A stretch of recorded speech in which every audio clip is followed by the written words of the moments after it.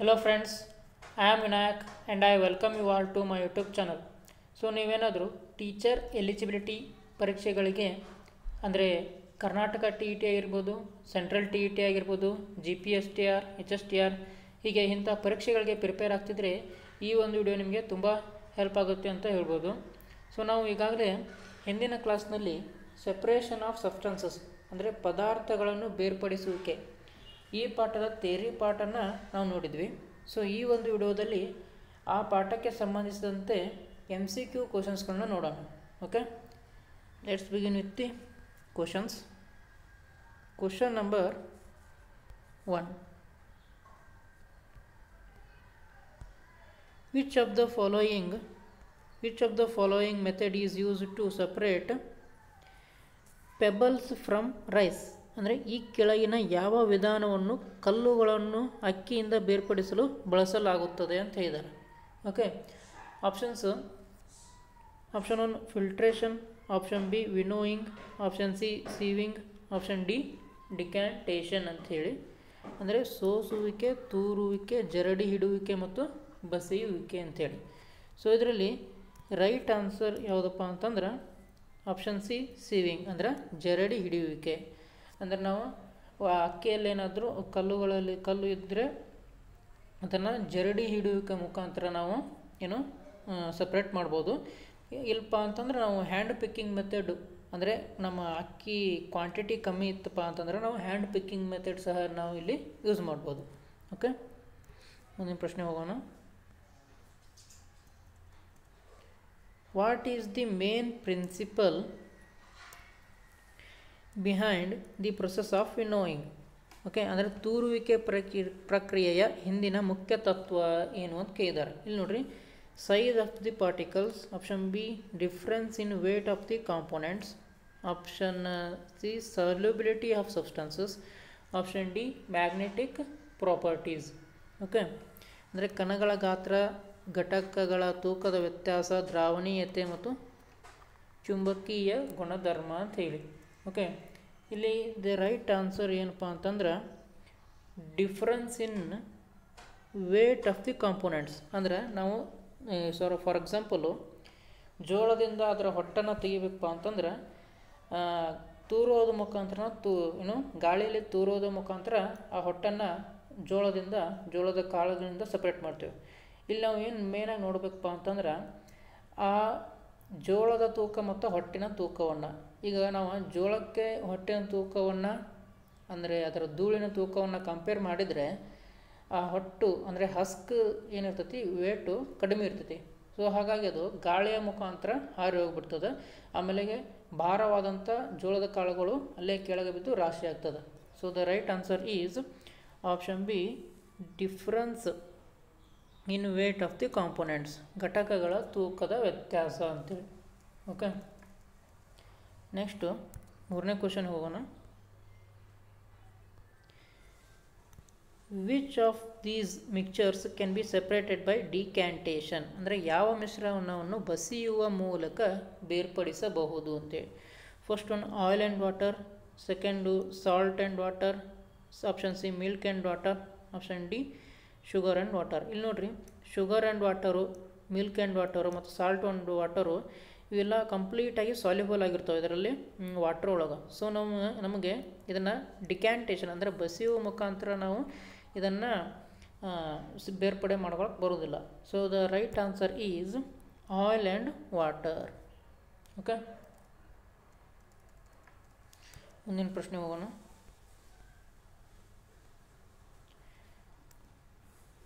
What is the method used to separate sand from water ಅಂತ ಕೇಳಿದ್ದಾರೆ. Okay, first sedimentation and decantation ಅಂದರೆ ಗುರುತ್ವ ಬಲದಿಂದ ಬೇರ್ಪಡಿಸುವುದು ಮತ್ತು ಬಸಿಯುವುದು. ಆಪ್ಷನ್ ಬಿ ಎವಾಪ್ರೇಷನ್ ಆವಿಕರಣ, option C filtration, option C ಸೋಸುವಿಕೆ, ಲಾಸ್ಟ್ನ ಸೀವಿಂಗ್ ಅಂದರೆ ಜರಡಿ ಹಿಡುವಿಕೆ ಅಂತ ಕೇಳಿದ್ದಾರೆ. ಸೊ ಇಲ್ಲಿ ಕ್ವಶನ್ ಏನಪ್ಪ ಅಂದ್ರೆ what is the method use to separate sand from water? ಇಲ್ಲಿ ನೋಡ್ರಿ, ಸ್ಯಾಂಡ್ ಫ್ರಮ್ ವಾಟರ್ ಅಂದರೆ ಸ್ಯಾಂಡು ವಾಟರ್ ಒಳಗೆ ಸಾಲ್ಯುಬಲ್ ಆಗೋದಿಲ್ಲ. So the right answer is filtration. Okay, ನಾಲ್ಕನೇದು filtration. Because filtration is used to separate an insoluble solid. Insoluble solid ಯಾವುದಪ್ಪ ಅಂದ್ರೆ ಇಲ್ಲಿ sand from a liquid, ಅಂದರೆ ಲಿಕ್ವಿಡ್ ಅಂದರೆ ಇಲ್ಲಿ ವಾಟರ್ ಐತಿ. So using a filter paper or similar material ನಾವೇನು ಮಾಡ್ಬೋದು ಇಲ್ಲಿ ಫಿಲ್ಟ್ರೇಷನ್ ಮುಖಾಂತರ ಸ್ಯಾಂಡ್ ಮತ್ತು ವಾಟರ್ನ ಸೆಪ್ರೇಟ್ ಮಾಡ್ಬೋದು. ಓಕೆ, ನೆಕ್ಸ್ಟು 4ನೇ ಕ್ವಶನು, ಸರಿ 5ನೇ question. Why is evaporation is use to separate salt from sea water ಅಂತ ಕೇಳಿದ್ದಾರೆ. ಸಮುದ್ರದ ನೀರಿನಿಂದ ಉಪ್ಪನ್ನು ಬೇರ್ಪಡಿಸಲು ಬಾಷ್ಪೀಕರಣವನ್ನು ಅಂದರೆ ಇಲ್ಲಿ ಆವಿಕರಣವನ್ನು ಏಕೆ ಬಳಸಲಾಗುತ್ತದೆ ಅಂತ ಕೇಳಿದ್ದಾರೆ. ಆಪ್ಷನ್ಸ್ ನೋಡೋಣ. Because salt is lighter than water, because the water evaporates leaving the salt behind. Option C, because salt is insoluble in water, because salt and water have different densities. Okay, so the right answer is because water evaporates leaving behind the salt. Option B is the right answer. ನೀರು ಬಾಷ್ಪೀಕರಿಸುತ್ತದೆ ಅಂದರೆ ಆವಿಕರಣ ಆಗ್ತದೆ ಮತ್ತು ಉಪ್ಪು ಕೆಳಗಡೆ ಉಳ್ಕೊಳ್ತೈತಿ. So ಆ ಕಾರಣಕ್ಕಾಗಿ ನಾವು ಸಮುದ್ರದಿಂದ ಉಪ್ಪನ್ನು ಪಡಿಬೇಕಾದ್ರೆ ಇವಾಪರೇಷನ್ ಮೆಥಡನ್ನು ಯೂಸ್ ಮಾಡ್ತೇವೆ, ಅಂದರೆ ಆವಿಕರಣ ಮೆಥಡವನ್ನು ಉಪಯೋಗಿಸ್ತೇವೆ.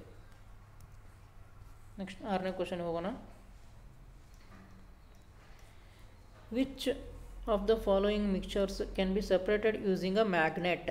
ಓಕೆ, ಅಂದರೆ ಚುಂಬಕದ ಮೂಲಕ ಯಾವ ಮಿಶ್ರಣವನ್ನು ಬೇರ್ಪಡಿಸಬಹುದು ಅಂತೇಳಿ, ಅಂದರೆ ಚುಂಬಕಕ್ಕೆ ಯಾವ ಮಟೀರಿಯಲ್ ಅಂಟ್ಕೊಳ್ತದೋ ಅಟ್ರಾಕ್ಟ್ ಆಗ್ತದೋ ಆ ಮಟೀರಿಯಲ್ ನಾವು ಸಪ್ರೇಟ್ ಮಾಡ್ಬೋದು. ಇಲ್ಲಿ ನೋಡ್ರಿ, first one sand and water, iron filings and sand, salt and sugar, mud and water.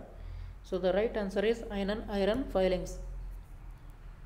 Iron, nickel, cobalt ಏನು ಮಾಡ್ತಾವಪ್ಪ ಅಂದ್ರೆ ಅಯಸ್ಕಾಂತಕ್ಕೆ ಅಂಟ್ಕೊಳ್ತಾವೆ, ಅಟ್ರಾಕ್ಟ್ ಆಗ್ತಾವೆ. So the right answer is option B, ಕಬ್ಬಿಣದ ಪುಡಿ ಮತ್ತು ಮಣ್ಣು.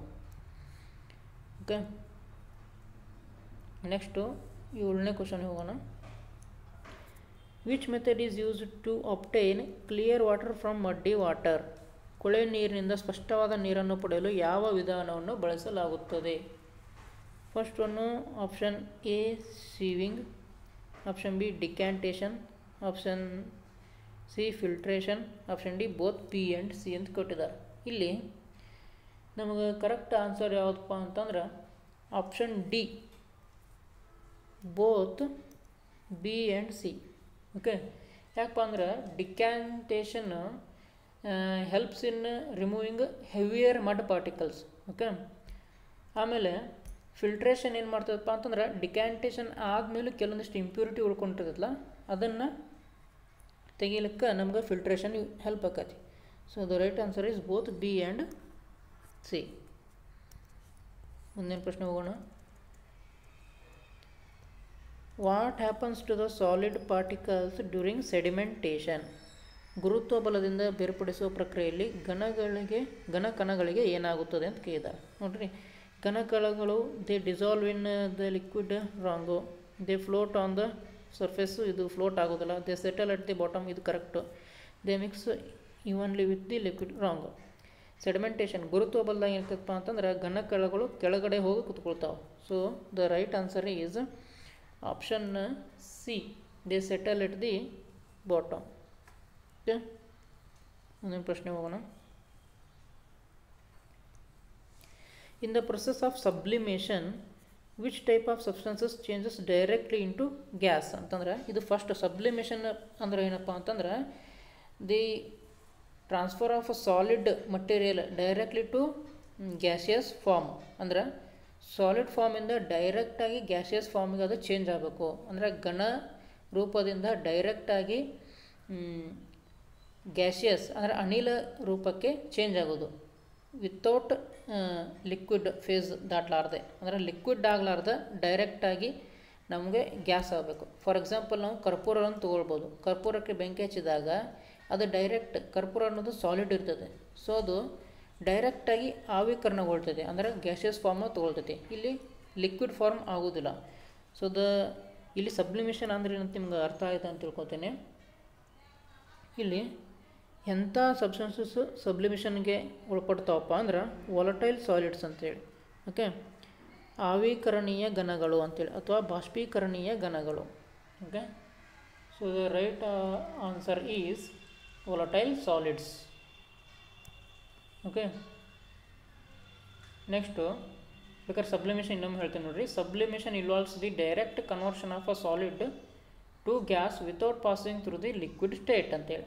ಓಕೆ, ಎಕ್ಸಾಂಪಲು ಕ್ಯಾಂಪರು ಮತ್ತು ನ್ಯಾಫ್ಥಲಿನ್ ಬಾಲ್ಸ್. ಓಕೆ, 10ನೇ ಪ್ರಶ್ನೆ ಹೋಗೋಣ.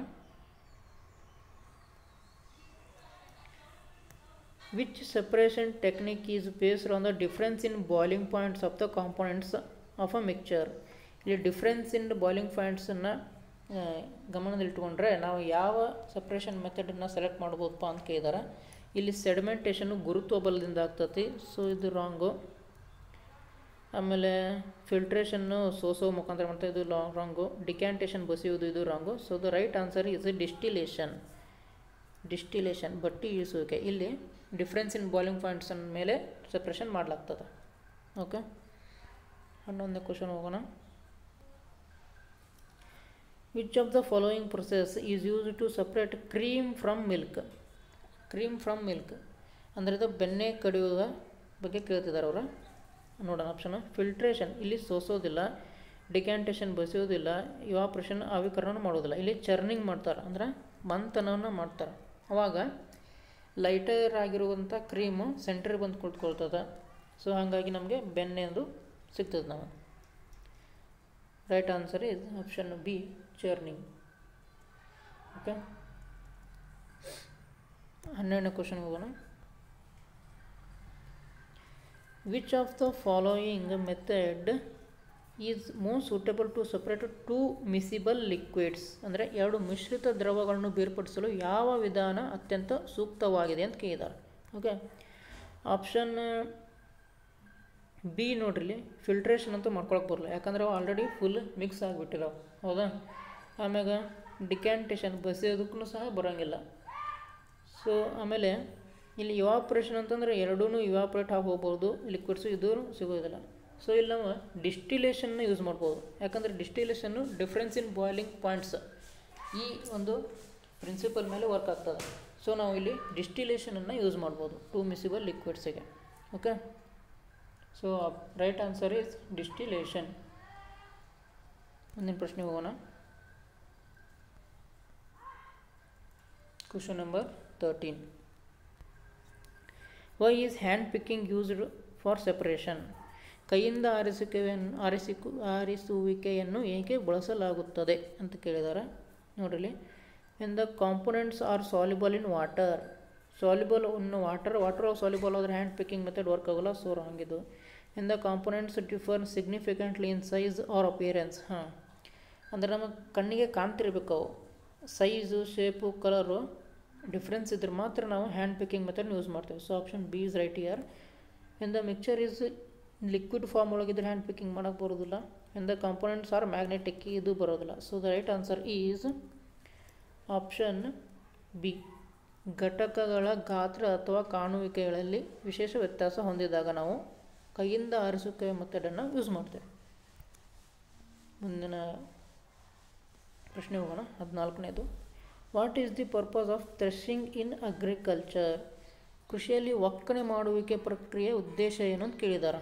ಒಕ್ಕಣೆ ಅಂದರೆ ಪೈರುಗಳಿಂದ ಕಾಳುಗಳನ್ನ ಬೇರ್ಪಡೆ ಮಾಡ್ಕೊಳ್ಳೋಕೆ ನಾವು ಥ್ರೆಶಿಂಗ್ ಮೆಥಡನ್ನು ಯೂಸ್ ಮಾಡ್ತೇವೆ. ಹೌದಾ? ಆಪ್ಷನ್ ನೋಡಿರಿ. To separate grain from husk, ಹೊಟ್ಟಿನಿಂದ ಗ್ರೇನನ್ನು ಸಪ್ರೇಟ್ ಮಾಡೋಕ್ಕೆ ನಾವು ಥ್ರೆಶಿಂಗ್ ಯೂಸ್ ಮಾಡೋದಿಲ್ಲ. To remove impurities from grain, ಇದು wrong. To sort different types of grains, ಇದು wrong. To separate grain from stalk, ಇದು ಕರೆಕ್ಟ್, ಆಪ್ಷನ್ ಬಿ. ಅಂದರೆ ಧಾನ್ಯವನ್ನು ತೆನೆಯಿಂದ ಬೇರ್ಪಡಿಸಲು ನಾವು ಏನು ಯೂಸ್ ಮಾಡ್ತೀವಿ? ಥ್ರೆಶಿಂಗ್ ಮೆಥಡನ್ನು ಯೂಸ್ ಮಾಡ್ತೀವಿ. ಓಕೆ, 15ನೇ. ಅಂದರೆ ಇಲ್ಲಿ ಥ್ರೆಶಿಂಗ್ ಮೆಥಡ್ ಅಂದರೆ ಏನಪ್ಪ ಅಂತಂದ್ರೆ ಒಂದು ತೆನೆಗಳ ಗುಂಪನ್ನು ತೆಗೆದುಕೊಂಡು ಒಂದು ಹಾರ್ಡ್ ಸರ್ಫೇಸಿಗೆ ಬಡಿಯೋದು, ಅದು ಥ್ರೆಶಿಂಗ್ ಅಂತಾರೆ. ಓಕೆ, ಮುಂದಿನ ಪ್ರಶ್ನೆ ಹೋಗೋಣ. 15ನೇದು.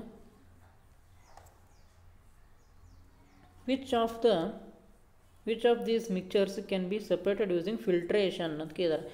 ಯಾವ ಮಿಶ್ರಣವನ್ನು ಸೋಸುವಿಕೆಯ ಮೂಲಕ ಬೇರ್ಪಡಿಸಬಹುದು? ನೋಡ್ರಿ, ಸೋಸುವಿಕೆ ಮುಖಾಂತರ sand and water, option A. Sugar and water, alcohol and water, salt and water. ಇಲ್ಲಿ ಸೋಲಿಸುವಿಕೆಯಲ್ಲಿ ನಾವೇನು ಮಾಡ್ತೀವಿ, ಫಿಲ್ಟರ್ ಪೇಪರ್ನ ಯೂಸ್ ಮಾಡ್ತೇವೆ, ಹೌದಾ. ಇಲ್ಲಿ salt and water completely soluble ಆಗಿರ್ತೈತಿ, ಆಲ್ಕೋಹಾಲ್ನು ಸಹ ವಾಟರ್ದಾಗ ಕಂಪ್ಲೀಟ್ಲಿ ಸಾಲ್ಯುಬಲ್ ಆಗಿರ್ತೈತಿ, ಶುಗರ್ನು ಸಹ ವಾಟ್ರ್ ಒಳಗೆ ಕಂಪ್ಲೀಟ್ಲಿ ಸಾಲ್ಯುಬಲ್ ಆಗಿರ್ತೈತಿ. ಸೊ ಇಲ್ಲಿ ಫಿಲ್ಟರ್ ಪೇಪರ್ ನಮಗೆ ಕೆಲ್ಸಕ್ಕೆ ಬರೋದಿಲ್ಲ. ಇಲ್ಲಿ ನಮಗೆ ಕೆಲ್ಸಕ್ಕೆ ಬರೋದು ಯಾವುದಪ್ಪ ಅಂದ್ರೆ ಯಾವಾಗಪ್ಪ ಅಂದ್ರೆ ಸ್ಯಾಂಡ್ ಆ್ಯಂಡ್ ವಾಟ್ರ್ ಒಳಗೆ, ಯಾಕಂದರೆ sand is not soluble in water. So the right answer is option A, ಮಣ್ಣು ಮತ್ತು ನೀರು. ಓಕೆ, 15 ಆಯಿತು. 16ನೇ ಕ್ವಶನ್ ಹೋಗೋಣ. Which of the following method is use to obtain pure water from salt water? ಉಪ್ಪು ನೀರಿನಿಂದ ಶುದ್ಧ ನೀರನ್ನು ಪಡೆಯಲು ಯಾವ ವಿಧಾನವನ್ನು ಬಳಸಲಾಗುತ್ತದೆ ಅಂತ ಕೇಳಿದ್ದಾರೆ. ಆಪ್ಷನ್ ಎ, ಸೀವಿಂಗ್, ಸೋಸೋದು ಮುಖಾಂತರ ನಮಗೆ ಅಥವಾ ಜರಡಿ ಹಿಡಿಯುವ ಮುಖಾಂತರ ನಮಗೆ ಸಿಗೋದಿಲ್ಲ, ರಾಂಗ್ ಇದು. ಸೆಡಿಮೆಂಟೇಷನ್, ಇದು ಸಹ ರಾಂಗು. ಆಮೇಲೆ ಹ್ಯಾಂಡ್ ಪಿಕ್ಕಿಂಗ್, ವಾಟ್ರ್ ಐತಿದ್ದು ವಾಟ್ರ್ ಒಳಗೆ ನಾವು ಹ್ಯಾಂಡ್ ಪಿಕ್ಕಿಂಗ್ ಮಾಡೋಕ್ಕೆ ಬರೋದಿಲ್ಲ. So the right answer is evaporation and condensation ಅಂತೇಳಿ. ಓಕೆ, ಆವೀಕರಣ ಮತ್ತು ಸಾಂದ್ರೀಕರಣದಿಂದ ನಾವು ಏನು ಮಾಡಪ್ಪ ಅಂದ್ರೆ ಪ್ಯೂರ್ ವಾಟರ್ ಫ್ರಮ್ ಸಾಲ್ಟ್ ವಾಟರ್ನ ನಾವು ಪಡ್ಕೋಬೋದು. ಓಕೆ,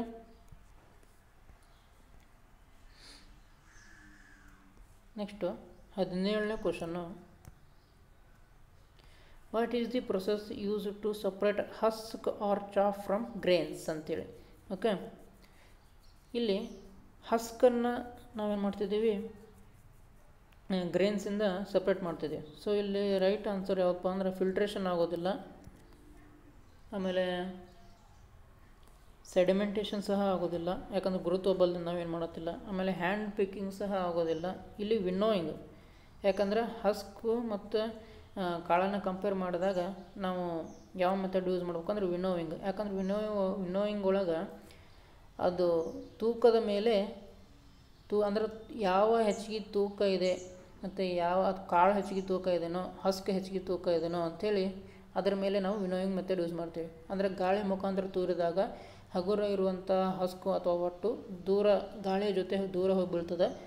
ಆಮ್ಯಾಗೆ ಭಾಳ ವೇಟ್ ಇರುವಂಥ ಕಾಳುಗಳು ಅಲ್ಲೇ ಕೆಳಗೆ ಬಿದ್ದು ರಾಶಿ ಆಗ್ತದೆ. ಸೊ ಇಲ್ಲಿ ನಾವು ವಿನ್ನೋಯಿಂಗ್ ಮೆಥಡನ್ನು ಯೂಸ್ ಮಾಡ್ತೀವಿ. ಅಂದರೆ winnowing is use to separate lighter husk or chaff from heavier grains by allowing the wind to blow away the lighter material. Okay, next 18th question ಹೋಗೋಣ. Why is sedimentation followed by decantation ಅಂತ ಕೇಳಿದ್ದಾರೆ. ಗುರುತ್ವಬಲದಿಂದ ಬೇರ್ಪಡಿಸುವಿಕೆಯ ನಂತರ ಬಸುವಿಕೆಯನ್ನು ಏಕೆ ಅನುಸರಿಸಲಾಗುತ್ತದೆ? Okay, ಯಾಕೆ ಮಾಡ್ತಾರೆ?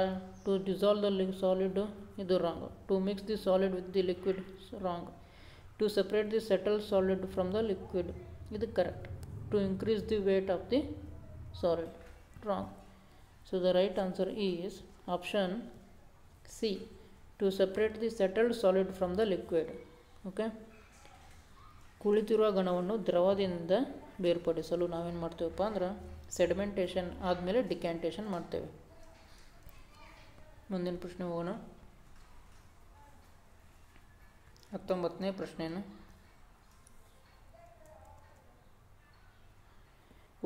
What type of mixture can be separated by sewing ಅಂತ ಕೇಳಿದ್ದಾರೆ. ಜರಡಿ ಹಿಡಿಯುವಿಕೆಯ ಮೂಲಕ ಯಾವ ಮಿಶ್ರಣವನ್ನು ಬೇರ್ಪಡಿಸಬಹುದು ಅಂತ ಕೇಳಿದ್ದಾರೆ. ಟು ಲಿಕ್ವಿಡ್ಸ್ ಅಂದರೆ ಜರಡಿ ಹಿಡಿಯುವ ಮುಖಾಂತರ ಸಣಸುವ ಮುಖಾಂತರ ಟು ಲಿಕ್ವಿಡ್ಸನ್ನು ನಾವು ಬೇರ್ಪಡಿಸಲು ಸಾಧ್ಯವಿಲ್ಲ. ಸಾಲ್ಯುಬಲ್ ಲಿಕ್ವಿಡ್ಸ್ ಅಂದರೆ ಮಿಕ್ಸ್ ಆಗಿರುವಂಥ ಲಿಕ್ವಿಡ್ಸನ್ನು ಸಹ ನಾವು ಸಾಲ್ಯುಬಲ್ ಸಾಲಿಡ್ಸ್ ನಾವು ಏನು ಮಾಡೋದಿಲ್ಲ, ಸೀವಿಂಗ್ ಮುಖಾಂತರ ನಾವು ಬೇರ್ಪಡಿಸೋದಿಲ್ಲ.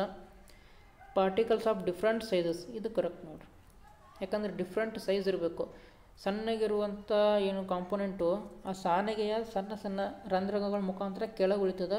ಆಮೇಲೆ ದೊಡ್ಡ ಕಣಗಳಿದ್ದರೆ ಆ ಸಾನಿಗೆ ಮೇಲೇ ಉಳ್ಕೊಳ್ತದೆ. ಫಾರ್ ಎಕ್ಸಾಂಪಲ್ಲು ಉಸುಕು ಸಾಣಿಸುವಾಗ ನೋಡ್ಬೋದು ನೀವು, ಸಣ್ಣ ಕಣಗಳನ್ನು ಹೊಂದಿದಂಥ ಮರಳು ಕೆಳಗಡೆ ಬೀಳ್ತದೆ. ದೊಡ್ಡ ಕಣಗಳನ್ನು ಹೊಂದಿದಂಥ ಕಲ್ಲು, ಮಣ್ಣು, ಕಟ್ಟಿಗೆ ಚೂರುಗಳು ಏನು ಮಾಡ್ತಾವೆ, ಆ ಸೀವಿಂಗ್ ಅಂದರೆ ಸಾನಿಗೆ ಮೇಲೇ ಉಳ್ಕೊಳ್ತಾವೆ.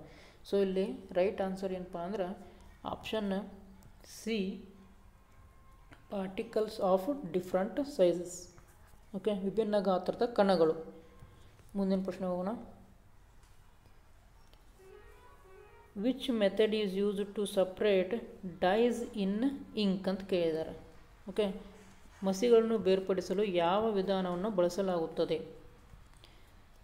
ನೋಡಿರಿ, ಮಸಿಗಳು ಫುಲ್ಲು ಸಾಲ್ಯುಬಲ್ ಆಗಿರ್ತಾವೆ, ಸೊ ಫಿಲ್ಟ್ರೇಷನ್ ವರ್ಕ್ ಆಗೋದಿಲ್ಲ.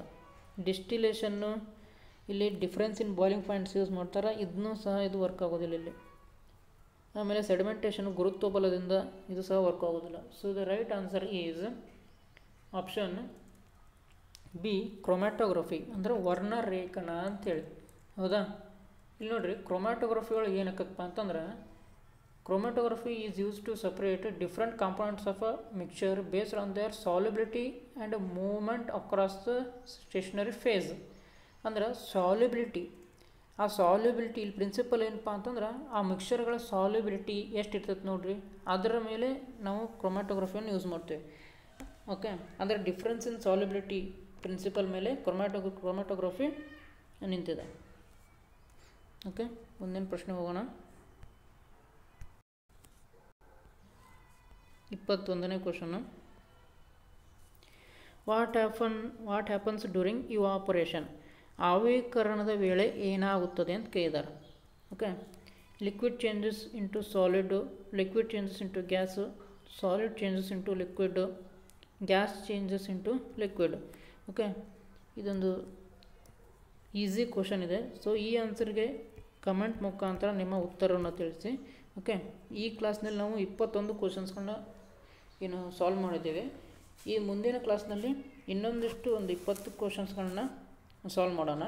ಸೊ ಇಲ್ಲಿವರೆಗೂ ನಾನು ಎಕ್ಸ್ಪ್ಲನೇಷನ್ ನಿಮಗೆ ಅರ್ಥ ಆಗಿದ್ದರೆ ವಿಡಿಯೋಗೆ ಲೈಕ್ ಮಾಡಿ. ಆಮೇಲೆ ಯಾವುದಾದ್ರೂ ಪ್ರಶ್ನೆಗಳಿಗೆ ನಿಮಗೇನಾದರೂ ಡೌಟ್ ಇದ್ದರೆ ಕಮೆಂಟ್ ಮುಖಾಂತರ ತಿಳಿಸಿ. ಆಮೇಲೆ ನಿಮ್ಮ ಫ್ರೆಂಡ್ಸ್ ಜೊತೆ ಈ ವಿಡಿಯೋವನ್ನು ಶೇರ್ ಮಾಡ್ಕೊಳ್ಳಿ ಮತ್ತು ಸಬ್ಸ್ಕ್ರೈಬ್ ಮಾಡಿ. Thank you.